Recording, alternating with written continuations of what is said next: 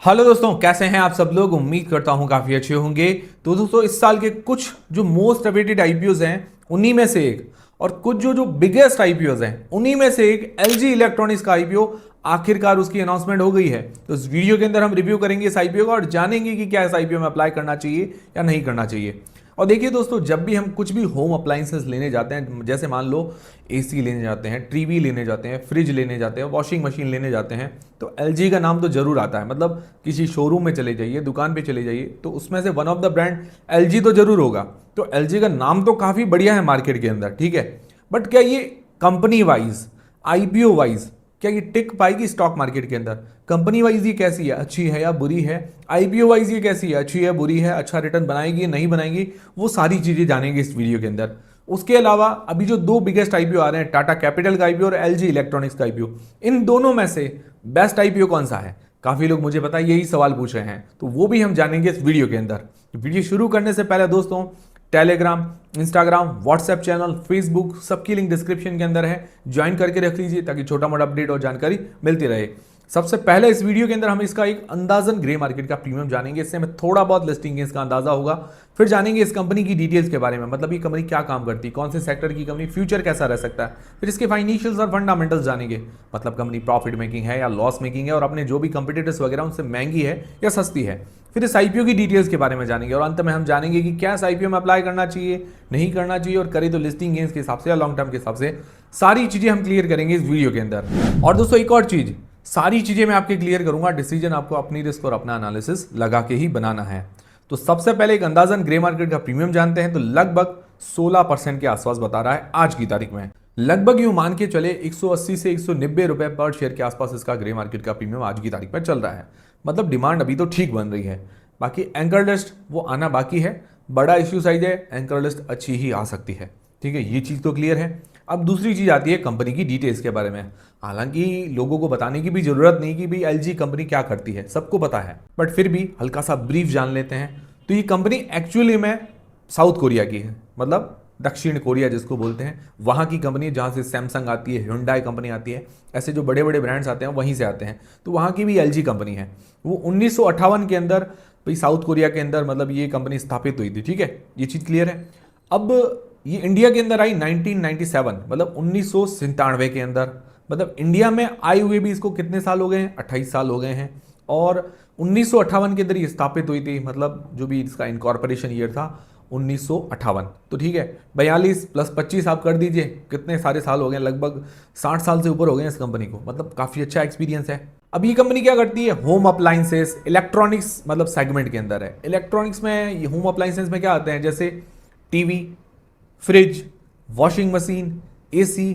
तो ये टॉप, ये काम है इसका, टॉप माने तो यही, यहाँ से ही लगभग 90% से ऊपर का रेवेन्यू जनरेट होता है। पहले मोबाइल भी मैन्युफैक्चर करती थी बीच में, और मोबाइल इसके खास चले नहीं, उसके बाद मोबाइल सेगमेंट इसने बंद कर दिया लगभग। तो ये ओवरऑल इलेक्ट्रॉनिक्स प्रोडक्ट्स मैन्युफैक्चर करती है, ये चीज़ आपको समझ में आ गई। अब ये चीज़ है कि बहुत सारी ऐसी कंपनियां हैं जो इलेक्ट्रॉनिक्स प्रोडक्ट्स, होम अप्लाइंसेस वगैरह मैन्युफैक्चर करते हैं। तो इसका खास क्या है, तो प्रोडक्ट रेवेन्यू और मार्केट शेयर वगैरह भी जान लेते हैं। तो इसका मैक्सिमम जो रेवेन्यू जनरेट होता है रेफ्रिजरेटर से, लगभग 35% के आसपास का, लगभग बता रहा हूं, as per RHP. Second number पर है एसी, एयर कंडीशनर से 20.40% के आसपास, लगभग आप मान के चले 21% के आसपास का रेवेन्यू जनरेट होता है। फिर तीसरा है वॉशिंग मशीन, वहां से लगभग 18.5 या 19% के आसपास मान के चल सकते हैं। फिर आता है होम एंटरटेनमेंट डिवीजन, जिसके अंदर टीवी वगैरह भी आती है। तो वहां से लगभग 21.6 या 22% के आसपास का रेवेन्यू मान के चल सकते हैं। मतलब उसके अंदर कुछ एक दो प्रोडक्ट्स और एक्स्ट्रा आते हैं। उसके अलावा 4-5% अदर जो प्रोडक्ट्स हैं वहां से रेवेन्यू जनरेट होता है। ये टोटल इसका प्रोडक्ट रेवेन्यू है। तो सबसे ज्यादा इसकी सेलिंग रेफ्रिजरेटर और एसी से आती है। तो ये तो ठीक है कि इसका प्रोडक्ट वाइज हमने रेवेन्यू देखा। अब अदर जो कंपटीटर्स हैं उनसे भी थोड़ा बहुत कंपेयर कर लें। एज पर आरएचपी इसने अपने कंपटीटर के नाम मेंशन नहीं किए। भाई इसके कंपटीटर के नाम मैं आपको बता देता हूँ। जैसे सैमसंग हो गया, वो किसके अंदर आता है, सैमसंग भी काफ़ी सारी चीज़ें बनाता है। एसी हो गया, भाई टीवी हो गया सैमसंग का, उसके अलावा फ्रिज वगैरह आते हैं, ठीक है। फिर एसी वगैरह के अंदर कौन आता है कि वोल्टास आ गया, सैमसंग फिर आ गया, फिर गोदरेज आ गया, ब्लू स्टार है, हैवल्स है, ठीक है। फिर तीसरा कंपटीटर अगर देखा जाए, मतलब मोटा मोटी तो सैमसंग आप मान के चल सकते हैं। फिर ये हैवल्स है, वोल्टास, ब्लू स्टार, इस तरह के इसके कंपटीटर्स हैं। तो रेफ्रिजरेटर के अंदर भी इसका मार्केट शेयर करीब करीब 29.4% का है, मतलब एज पर आरएचपी मैं आपको बता रहा हूँ, बाकी इससे थोड़े थोड़े कम है। वॉशिंग मशीन में 33.6% के आसपास का है। एयर कंडीशनर में मार्केट शेयर है 19.6%, लगभग 20% के आसपास। पैनल या टेलीविजन वगैरह के अंदर 26.8% का मार्केट शेयर है। मतलब सब में ये आप कहा जाए तो टॉप लीडिंग कंपनी आप कह सकते हैं इसको, मतलब इसका मार्केट शेयर काफ़ी अच्छा है। ओवरऑल एलजी टॉप ब्रांड ही है इंडिया के अंदर, क्वालिटी ब्रांड माना जाता है, मतलब जो कहते हैं ना एक फ्लैगशिप प्रोडक्ट कह सकते हैं एलजी को। इसकी टोटल 2 मैन्युफैक्चरिंग यूनिट्स हैं इंडिया के अंदर, एक नोएडा के अंदर है, एक पुणे के अंदर भी है। कुछ सेलिंग यहाँ पर भी होती है, कुछ यहाँ से एक्सपोर्ट भी करती है, मिडल ईस्ट के जो देश होते हैं, मतलब ये अरब कंट्रीज वगैरह वहाँ पर भी सप्लाई करती है। तो ओवरऑल काम बढ़िया है और अपने सेक्टर के अंदर लीडिंग कंपनी है। मतलब एलजी देखिए, आपको ब्रांड नेम तो सुना है, उसके अलावा मैंने इसके एज पर आरएचपी सारा डेटा देखा, उस हिसाब से टॉप लीडिंग जो ब्रांड है उसके अंदर इसका नंबर आता है। फिर दोस्तों इसके फाइनेंशियल्स और फंडामेंटल्स जान लेते हैं। कंपनी का सेक्टर तो अच्छा है, डिमांडिंग सेक्टर है, कंपनी का काम भी बढ़िया है। तो फाइनेंशियल्स 2023 से 2025 तक और 30 जून 2025 तक दिए गए हैं, मतलब FY26 के एक क्वार्टर का रिजल्ट दिया गया है। तो अगर इसके एसेट्स देखते हैं तो एसेट्स के अंदर साल दर साल हमें ग्रोथ देखने को मिल रही है, अच्छी बात है। रेवेन्यू की बात करें तो रेवेन्यू के अंदर भी साल दर साल ग्रोथ है। और रेवेन्यू के मामले में मैं आपको बता दूं, ये इंडिया की जो अभी टॉप इसने पीयर्स मेंशन किए अपने पीयर कंपटीटर्स, जैसे हैवल्स, वोल्टास, उस तरह के ब्लू स्टार, उनमें से ये सबसे बड़ी कंपनी है, मतलब लिस्टेड पीयर्स के अंदर बता रहा हूँ, ठीक है। और अभी इस साल FY25 का 24,600 करोड़ रुपए के आसपास का रेवेन्यू जनरेट किया इसने। फिर बात करें प्रॉफिट आफ्टर टैक्स की, तो साल दर साल प्रॉफिट आफ्टर टैक्स के अंदर भी ग्रोथ देखने को मिल रही है। मार्जिन 2023 के अंदर 6.7%, 2024 में 7% और 2025 के अंदर 8.9% के आसपास, या लगभग आप मान के चले 9% टोटल 2025 के अंदर इसके मार्जिन है। तो मार्जिन भी हर साल बढ़ रहे हैं, ये भी अच्छी बात है। एबिटा के अंदर साल दर साल ग्रोथ है, नेट वर्थ साल दर साल बढ़ी है, इसके हाथ में रिजर्व्स साल दर साल बढ़े हैं, 5800 करोड़ रुपए के रिजर्व्स हैं इसके हाथ में। और बोरिंग्स, उधारी या डेट, इसकी बात करें तो बोरिंग्स 0 है। ये काफ़ी अच्छी बात है कि ऑलमोस्ट ये डेट फ्री कंपनी है, बहुत ही बढ़िया बात है। मतलब ऐसी कंपनियां बहुत कम देखने को मिलती है जिसके अंदर डेट नहीं होता है, मार्जिन्स वगैरह बढ़ रहे होते हैं, रेवेन्यू के अंदर अच्छी ग्रोथ आ रही होती है, फाइनेंशियली कंपनी स्ट्रांग होना बहुत बड़ी बात होती है। तो ओवरऑल इसको देख के लग रहा है कि इसको कोई खास पैसे की जरूरत नहीं है, इसलिए ये OFS लेके आए हैं।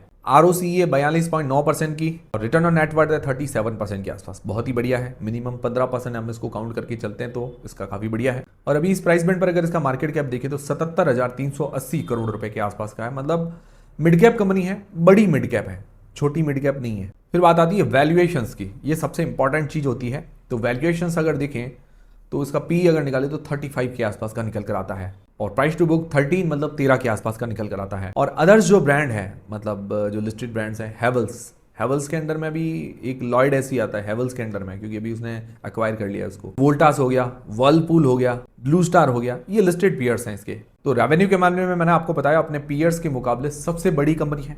और मार्केट कैप जो बड़ा है वो हैवल्स का थोड़ा ज़्यादा बड़ा है, मतलब 94,000 करोड़ रुपए के आसपास का है और इसका 77,000 करोड़ रुपए के आसपास का होगा। बट मुझे लगता है जब लिस्ट हो जाएगी एलजी कंपनी, जो भी 10-15%, 20% का अगर लिस्टिंग मिल गया तो ये लगभग हैवल्स के बराबर इसका मार्केट कैप हो जाएगा या उससे बड़ी कंपनी हो जाएगी मार्केट कैप के अनुसार। तो जो लिस्टेड प्लेयर्स हैं उनमें से टॉप लीडिंग कंपनी है, ये इसके लिए बेनिफिट है। और अगर उनका पी निकाले तो 43 से लेकर 65 के बीच में निकल कर आता है, इसका पी है 35 का, तो पी वाइज एकदम सही और सस्ती वैल्यूएशन है। और अदर्स का प्राइस टू बुक वैल्यू निकाले तो 3.92 से लेकर 12.6 के बीच में है, इसका 13 का है। तो प्राइस टू बुक वाइज अगर हम देखें तो थोड़ा हायर साइड वैल्यूएशन नजर आती है, बट पी एक परफेक्ट काउंट है इस हिसाब से लग रहा है और बड़ी कंपनी भी है, तो मुझे लगता है वैल्यूएशन सही है, रीजनेबल लग रही है, महंगी नहीं है। हालांकि पहले इससे मुझे लगता है ज़्यादा वैल्यूएशन सोच रहे थे, बट मार्केट की कंडीशन को देखते हुए वैल्यूएशन थोड़ी सी कम की, ये अच्छी बात लगी मुझे, कम करनी चाहिए। तो ये हो गए इसके फाइनेंशियल्स और फंडामेंटल्स। फाइनेंशियली कंपनी काफ़ी स्ट्रांग है, वैल्यूएशन एकदम रीजनेबल है, फंडामेंटल्स भी स्ट्रांग है, तो मतलब ये तो चीज़ अच्छी है। फिर इस आईपीओ की डिटेल्स के बारे में जानते हैं। तो यह आईपीओ 7 से लेकर 9 अक्टूबर के बीच में ओपन रहेगा। फेस वैल्यू 10 रुपए पर आ रहा है। प्राइस में रखा गया है 1080 रुपए से लेकर 1140 रुपए के बीच में। 13 मतलब 13 शेयर्स का ये लॉट है। टोटल इसका इश्यू साइज है 11,607 करोड़ रुपए का पूरा OFS है। कंपनी को फ्रेश इश्यू की जरूरत भी नहीं है, ना ही कोई पैसे चाहिए कंपनी की ग्रोथ में, इसके पास ऑलरेडी अच्छा पैसा रिजर्व में भी खूब है। तो कंपनी का मतलब ये क्या कर रहे हैं, प्रमोटर्स लिस्टिंग का फायदा उठा रहे हैं, उसके बाद इनका मार्केट कैप बढ़ेगा। तो पहले प्रमोटर की होल्डिंग 100% के आसपास है, बाद में हो जाएगी 85% के आसपास, मतलब 15% सेल कर रहे हैं। और मिनिमम सेबी का क्राइटेरिया कि 75% करनी है, तो बाद में 10% और सेल करेंगे, जो भी एफपीओ लाएंगे, इंस्टीट्यूशन को देंगे, जो भी ये करेंगे इनकी मर्जी है। तो मतलब बाद में और फायदा ये उठाने वाले हैं लिस्टिंग के बाद, मतलब थोड़ा और वैल्यूएशंस बढ़ जाएगी, लार्ज कैप कंपनी बन जाएगी, तो थोड़ा और फायदा हो जाएगा इनको। अच्छी बात है। ओवरऑल ये कंपनी ऐसा लग रहा है इसको रीड करके मुझे कि ये डिजर्व करती है, क्योंकि देखिए फाइनेंशियली मुझे कोई भी कंपनी अच्छी स्ट्रांग हो, वैल्यूएशंस इसने सही दी हो, उसकी ब्रांड वैल्यू अच्छी हो, टॉप लीडिंग ब्रांड है, तो फिर या ना वो कुछ हल्का फुल्का डिमांड करे वो या लिस्टिंग का फायदा उठाए तो बढ़िया भी लगता है। बाकी रिटेल पोर्शन है 35% का, लिस्टिंग डेट है 14 अक्टूबर को। ये है कंप्लीट आईपीओ की डिटेल्स। एम्प्लॉइज को 108 रुपए का डिस्काउंट दिया गया है। तो ये हो गई कंप्लीट आईपीओ की डिटेल्स। अब सबसे मेन सवाल याद है कि क्या इस आईपीओ में अप्लाई करना चाहिए, नहीं करना चाहिए, करे तो लिस्टिंग गेंस के हिसाब से या लॉन्ग टर्म के हिसाब से। तो देखिए मैं सारी चीजें आपकी क्लियर करूंगा एक एक करके, बट डिसीजन आपको अपनी रिस्क और अपना एनालिसिस लगा के बनाना है। मेरी तरफ से कोई बाय सेल का रिकमेंडेशन नहीं है, जो भी डिसीजन होगा वो आपका खुद का होगा। मैं जो सारी चीजें बताऊंगा अभी की कंडीशन के हिसाब से, रिस्क क्या है, डिमांड क्या है, वो सारी चीजें बताऊंगा, पर इसके भरोसे आपको नहीं रहना है, ये चीज आप ध्यान में रखिएगा। तो और टेलीग्राम, इंस्टाग्राम, व्हाट्सएप चैनल सबके लिंक डिस्क्रिप्शन के अंदर है। सबसे पहली चीज, अब जो लोग लिस्टिंग गेंस के हिसाब से अप्लाई करना चाहते हैं तो जनरली हम हमारे 4 पैरामीटर्स देखते हैं, नॉलेज, जैज या जैज पैरामीटर्स, सिर्फ रिस्क मापने के लिए, और किसी के लिए नहीं देखते हैं कि भाई अभी की कंडीशन में डिमांड वगैरह क्या है। तो सबसे पहली चीज़ है जीएमपी। जीएमपी इसकी 16% के आसपास बता रही है, डिमांड इसकी अच्छी है। तो जीएमपी के मामले में 1 पॉइंट पूरा मिल जाता है, ठीक है। मान लो क्योंकि अभी 20% के पास में ही है, ठीक है, तो 1 पॉइंट पूरा दे सकते हैं आराम से। फिर दूसरा है वैल्यूएशंस। वैल्यूएशंस पी वाइज एकदम रीजनेबल है और अपने सेक्टर के अंदर बड़ी कंपनी है, तो वैल्यूएशंस में भी पूरा 1 पॉइंट आराम से ये डिजर्व करती है। बाकी एंकर लिस्ट, बड़ा इश्यू साइज है, एंकर लिस्ट अच्छी ही आनी है, ठीक है, तो वहाँ पर भी मुझे लगता है 1 पॉइंट आराम से मिल ही जाएगा। और चौथा पॉइंट है सब्सक्रिप्शन। सब्सक्रिप्शन बड़ा इश्यूज है, तो ठीक ठाक मिल ही सकता है, मतलब उसके अंदर आधा पॉइंट मिलेगा, तो 4 में से लगभग मुझे ऐसा लग रहा है कि 3.5 पॉइंट बन सकते हैं। और अभी 2 पॉइंट अवेलेबल है, तो 2 में से 2 पॉइंट बन रहे हैं। मतलब जो रिस्क मतलब है, रिस्क फैक्टर वो थोड़ा सा कम नजर आ रहा है इसके अंदर, क्योंकि ओवरऑल बाकी फैक्टर्स भी देखें तो परफेक्ट कंपनी आप कह सकते हैं इसको। मतलब एक कंपनी ऐसी है कि जहां रिस्क नहीं है, नुकसान नहीं है, वो चीज इसके अंदर नजर आती है। फिर जो लोग लॉन्ग टर्म के हिसाब से अप्लाई करना चाहते हैं तो पॉजिटिव्स और नेगेटिव्स देख लेते हैं, इससे आपकी हेल्प हो जाएगी। मैंने आपको कहा था ना कि कंपनी ओवरऑल तो परफेक्ट नजर आ रही है थंबनेल के अंदर, बट नेगेटिव क्या है वो भी जानेंगे। तो देखिए कंपनी इलेक्ट्रॉनिक अप्लायंसेस वगैरह मैन्युफैक्चर करती है और सेल करती है, साउथ कोरिया की बड़ी कंपनी है, इंडिया के अंदर भी टॉप लीडिंग ब्रांड है। एसी हो, रेफ्रिजरेटर हो, वॉशिंग मशीन, टीवी, सब में आप टॉप लीडिंग ब्रांड में इसका नाम कह सकते हैं, और इसका मार्केट शेयर भी अच्छा है। तो ओवरऑल ये इसके लिए प्लस पॉइंट हो जाता है। लीडिंग मतलब मैं टॉप 1 में इसको नंबर ले रहा हूँ, मतलब मार्केट शेयर के हिसाब से टॉप लीडिंग कंपनी ही है ये। दूसरी बात है वैल्यूएशंस एकदम रीजनेबल है पी वाइज। दूसरा अपने सेक्टर में रेवेन्यू वाइज बड़ी है और मार्केट कैप के अनुसार भी सेकंड नंबर पर है हेवल्स के बाद में मुझे लगता है मार्केट कैप वाइज जब लिस्टिंग होने के बाद ये बड़ी कंपनी हो जाएगी उससे भी। ऑलमोस्ट डेट फ्री कंपनी है, तो फाइनेंशियली कंपनी काफ़ी स्ट्रांग है, रेवेन्यू प्रॉफिट के अंदर अच्छी ग्रोथ है, मार्जिन हर साल बढ़ रहे हैं, 9% के इस साल मार्जिन है, बहुत ही बढ़िया है। अब सबके मन में यही सवाल है कि इसके अंदर नेगेटिव्स क्या है। तो देखिए विशेष ऐसा कुछ भी मुझे नेगेटिव लगा नहीं, ओवरऑल परफेक्ट कंपनी आप इसको कह सकते हैं, मुझे ये परफेक्ट कंपनी नजर आई। अब एक चीज ये है कि भाई मार्केट कैप इसका बड़ा है, ऑलरेडी 77,000 करोड़ रुपए का मार्केट कैप है, तो उस हिसाब से जो ग्रोथ है वो नॉर्मल आ सकती है। जो आप सोच रहे हैं कि एकदम से पैसा डबल हो जाए, वो थोड़ा पॉसिबल नहीं है। हाँ ये लॉन्ग टर्म है, प्योर लॉन्ग टर्म कंपनी आप जिसको कहें तो वो उसको आप कह सकते हैं, क्योंकि लॉन्ग टर्म के लिए इसीलिए क्योंकि देखिए एक टॉप लीडिंग कंपनी है, मतलब नंबर 1 पोजीशन पर है, जैसे फ्रिज, एसी, वॉशिंग मशीन में टॉप कंपनी कह सकते हैं, ठीक है। मार्केट शेयर भी इसका अच्छा है, बाकी फाइनेंशियली स्ट्रांग है, डेट फ्री कंपनी है, और बाकी सारे फैक्टर्स अच्छे हैं, वैल्यूएशंस वगैरह भी ठीक है। तो इस हिसाब से क्या है कि एक पोर्टफोलियो में जगह देने जैसी कंपनी नजर आती है। बाकी मैं ये नहीं कह रहा हूं कि आप इसको होल्ड करें, सेल करें, वो तो डिसीजन आपका खुद का होगा। ये चीज क्लियर है। ओवरऑल लॉन्ग टर्म लिस्टिंग इस दोनों के हिसाब से अट्रैक्शन तो नजर आ ही रहा है। बाकी जो भी डिसीजन बनाए अपनी रिस्क अपना एनालिसिस लगा के बनाए। पर्सनली मैं भी इंटरेस्टेड हूँ, मुझे काफी दिनों बाद एक अच्छी कंपनी देखने को मिली है, भले बड़ी कंपनी हो, नॉर्मल ग्रोथ आए, बट एक परफेक्ट कंपनी कह सकते हैं, इसके अंदर ज्यादा दिक्कत नहीं है। फिर ये चीज़ क्लियर हो गई, इसका रिव्यू हो गया। अब सबसे मेन सवाल ये है कि LG IPO versus Tata Capital IPO, इन दोनों में से बेस्ट आईपीओ कौन सा है। देखिए दोनों ही अपने जगह बेस्ट है, दोनों के प्रमोटर ग्रुप अच्छे हैं। टाटा कितना बड़ा प्रमोटर ग्रुप है, रतन टाटा जी भाई देखिए टॉप आप कह सकते हैं, ठीक है। बट अब आईपीओ वाइज, कंपनी वाइज भी कुछ जो है वो क्लियर बताना पड़ेगा, तो वो मैं आपको बता देता हूँ। मैं आपको ये नहीं कह रहा हूँ कि आप ये बाई कीजिए वो बाई कीजिए, जो है वो आंकड़े आपको बता रहा हूँ। तो देखिए दोनों में से मैंने कंपनियां दोनों ही का रिव्यू किया है, तो एलजी जो है इसमें थोड़ा सा आगे नजर आता है, उसका रीज़न आपको बता देता हूँ। देखिए जो इसके प्रोडक्ट हैं एलजी के पास होम अप्लाइंसेस के अंदर, जैसे एसी, रेफ्रिजरेटर, टीवी वगैरह है, ये वॉशिंग मशीन है, उसके अंदर ये टॉप लीडिंग ब्रांड है एलजी, ठीक है। तो पहली चीज़ टॉप लीडिंग है। और टाटा कैपिटल वहीं देखें तो टॉप लीडिंग नहीं है, मतलब फर्स्ट पोजीशन के अंदर नहीं है, उसके पहले बजाज फाइनेंस, श्रीराम फाइनेंस, ये थोड़ी इससे आगे निकल जाते हैं, ठीक है। मैं ये नहीं कह रहा हूँ कि वो पीछे बहुत है, वो भी टॉप 5 के अंदर उसका नंबर आता है, ठीक है।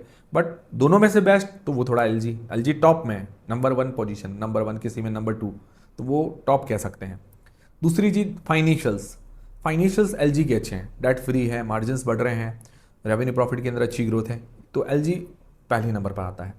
टाटा कैपिटल की रेवेन्यू प्रॉफिट के अंदर अच्छी ग्रोथ है, मार्जिन उसके ज़्यादा बेहतर हैं, बट क्या कहते हैं, आप बात करें डेट की, डेट टू इक्विटी रेशियो जो है अपने पीयर कंपटीटर्स के मुकाबले, अपने सेक्टर से थोड़ा सा ज़्यादा है उसका, तो ये थोड़ा सा हल्का सा नेगेटिव हो जाता है उसके लिए। फिर बात आती है वैल्यूएशंस की, तो वैल्यूएशंस एलजी की काफ़ी ज़्यादा सही है, पी वाइज एकदम सही वैल्यूएशंस लेके आए हैं।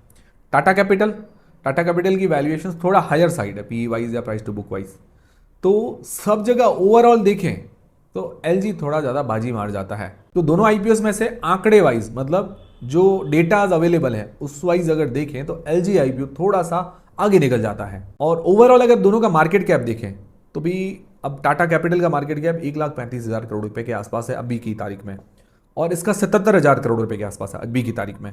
तो टाटा कैपिटल मार्केट कैप के हिसाब से अभी भी इससे लगभग 2 गुनी कंपनी, लगभग 2 गुना से थोड़ी कम है। टाटा कैपिटल को 1,33,000 से 2 गुना होना, मार्केट कैप होने में टाइम लगेगा, और एलजी आईपीओ वो लगभग इससे आधी मार्केट कैप पर है, तो वो उसको बढ़ने में टाटा कैपिटल से थोड़ा कम टाइम लगेगा, ये चीज़ है। तो ये सारी चीज़ क्लियर है, दोनों में से best LG IPO data wise नजर आ रहा है। बाकी आप लोग क्या करने वाले हैं, किस आईपीओ में अप्लाई करेंगे, किसको छोड़ेंगे, मुझे कमेंट करके जरूर बताइएगा। और ये वीडियो देखने के बाद आपकी हेल्प हुई है नहीं हुई है, एक एलजी आईपीओ रिव्यू को लेकर, दूसरा Tata capital versus LG IPO को लेकर हुई है, तो वीडियो को लाइक जरूर करें ताकि हमें भी मोटिवेशन मिलता रहे, और कमेंट करके मुझे जरूर बताएं कि ये आपको जानकारी कैसी लगी है, सारा कंपैरिजन वगैरह कैसा लगा है, तो मुझे भी खुशी होगी। मिलते हैं दोस्तों अगले वीडियो के अंदर। आज है तारीख 4 अक्टूबर, कल 5 अक्टूबर को मेरा बर्थडे है। मिलते हैं अगले वीडियो के अंदर।